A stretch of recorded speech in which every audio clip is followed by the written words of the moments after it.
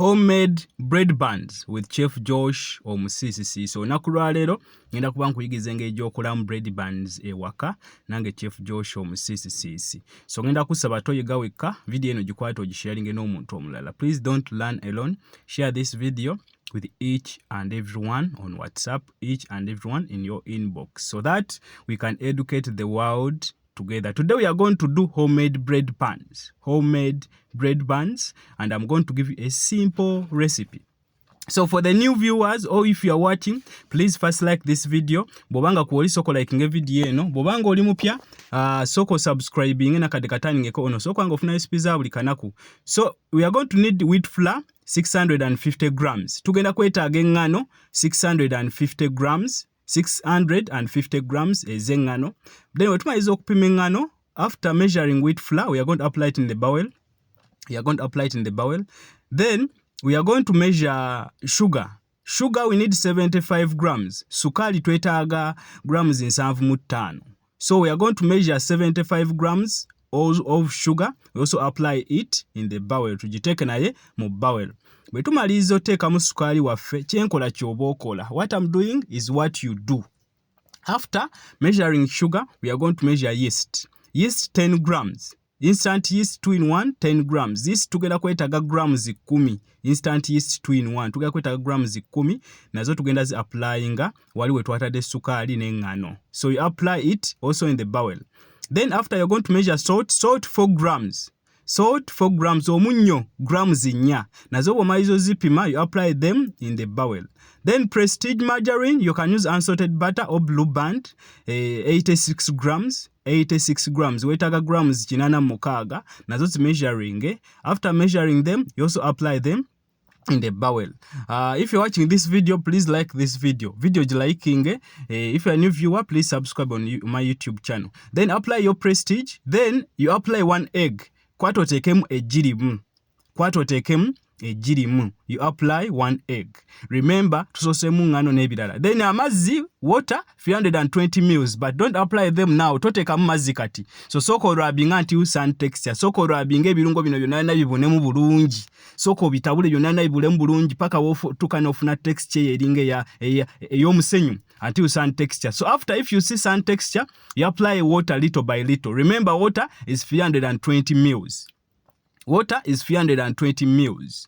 So apply water little by little nga bwogoya. Amazzi matono matono bwogoya. Amazzi matono matono bwogoya. Water little by little as you need. Apply water little by little as you need. Remember, this is Chef Josh Omusiisisiisi. Please subscribe on my YouTube channel for daily recipes. Please like this video. Video eno togiyitako nga togilaikinze. Commenting na wajja oli olabira video zange. Comment where you're watching my recipes from. Then keep on applying the water. Keep on applying the water little by little.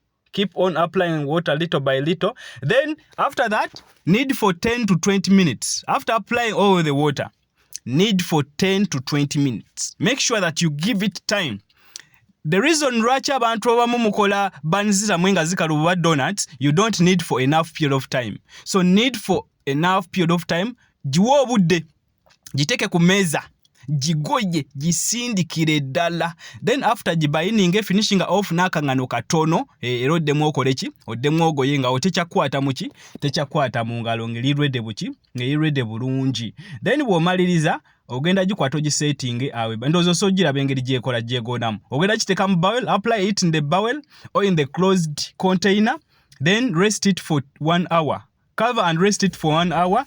Gikwata ogiteeke mu bowl, ogikwata ewumule for okumala essaawa nnamba. Eprovinge, esobole okuba nga eprovinga oba esobole okuba nga edabolinga. So after leaving it for 1 hour, osooka n'ogiwa 1 hour to rest. Esobola provinga, esobola okuba nga nekola ki? Edabolinga. Ndowooza osobola okulaba. It has doubled in size. It has risen. Ekutte n'edabolinga ne yeeyongerako. Si bwetu bwe twagitaddemu. So yeeyongeddeko mu buki? Yeeyongeddeko mu bunene. Then bw'omaliriza, ogenda kuddamu era ogikwatemu ogigoye. Knead it again. After resting it, you knead it again, apply it on the table again, you roll it again. You roll it again like for 5 to 10 minutes. For 5 to 10 minutes. Then after rolling it, we are going to grease the tray. ogenda kukwata ka pastry brush oba engalo zo ofune ka blue band oba ka prestige margarine oba kabuto okasiige kuki okasiige ku tray okasiige ku tray bw'omaliza okasiigako ku tray then you are going to make into even balls you're going to make into even balls. Okay bannange ya featurinze mu recipe yaffe y'olwaleero wadde yaganye okujja mu kamera mukyala wange Chefness musogenda mu subscribing ku YouTube channel ye bagiyita Bake with Gladys Bake with Gladys ata bakery recipes zokka era yatukoledde recipe eno mukyala wange Chefness Gladys naye ku YouTube akozesa Bake with Gladys oba ku social media zonna oweegala recipes za bakery zokka genda osubscribe ku YouTube channel ye Bake with Gladys ojja kuba ofuna ebintu ebya bakery ebyenjawulo. So make into even balls nga bw'oziteeka ku tray make into even balls nga bw'oziteeka ku tray then bw'omaliriza kwata omenye eggi kwata omenye eggi mu girimu teekamu tablespoons 2 ez'amazzi oba ez'amata and 1 egg apply 2 tablespoons of milk or water then after you whisk bw'omaliriza okube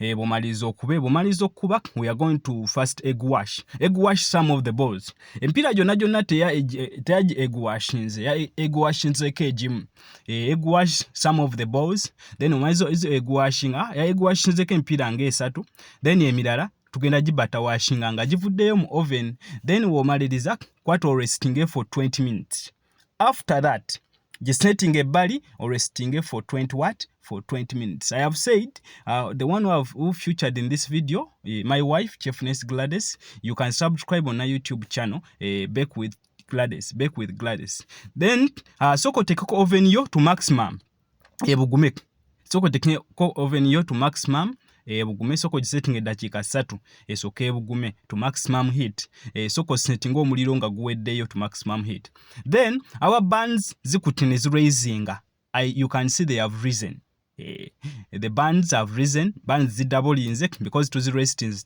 you have to rest for 2 times the first 1 hour then after making the balls you also rest for 20 minutes then at this moment oven you have already warm we are going to put the buns and bake the what? And bake the buns. Together quarter to same buns zaffe to the baking. Then you are going to open the oven and put your what? And put your buns. So you are going to first bake for 5 minutes. Ogenda soko baking okumala eddakiika 5. You are going to bake for 5 minutes. Ogenda soko baking okumala eddakiika 5 ku muliro omungi on high heat. Nga oven togireducinze then after dakiika 5 reduce omuliro reducing to half reduce the heat to half heat then you bake for 35 minutes. Remember this is Chef Josh Omusiisisiisi.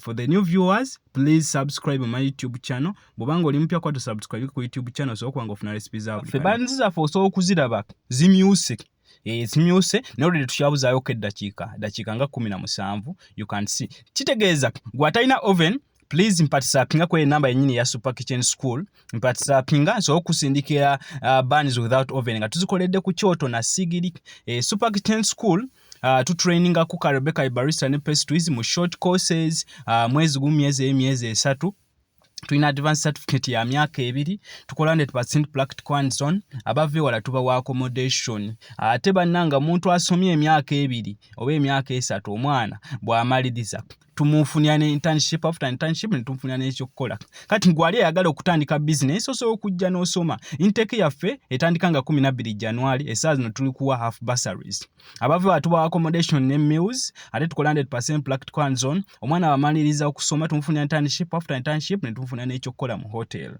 after graduation Super Kitchen School tufe aba training aba chef fe aba making aba chef tukusaba otwesigise n'omwana wo oba nawe gwe kennyike nnyali olaba video eno then after that time you can see the buns otunoza buns zaffe zikoze eki zivuddeyo tugenda zijjayo then otumalizo zijjayo then tuyoke tukole ekikola ki tuyoke tukole ekiddako then tugenda zibata wash ndozo sola zimyose buki zimyose bulungi ngenda basaba mugende mu subscribe ku YouTube channel ya Chefness ya Bake with Gladys gwayagale recipes za bakery then you butter wash okwata ka pastry brush ko n'okayisa mu prestige oba mu blue band oba mu unsalted butter then you butter wash ndoza you can see the buns awo nga tumenyera munange buns zaffe nga tumenya ndozo olaba Buns we zirabika obulungi. Mugende musubscribe ku YouTube channel ye bagita Bake with Gladys gwe yagala recipes eza bakery zokka.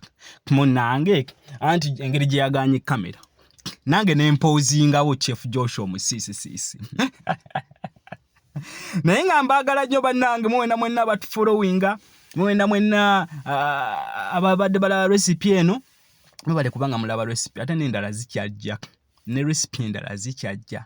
Jangu joininga Super Kitchen School osobola okubanga ofuna recipes zino gwayagala otandika business. Jangu osomeyo mwezi gumu, myezi 3, myezi 4. Gwalina omwana bane teri mwana musiru mutuwa abaana tuba training. Teri mwana musiru. Omwana we yamala P7, yamala senior 4, yamala senior 6, yobate yamala koko. Buli mwana tumu training mutuwa abaana tuba training tuba full ekyenjawulo.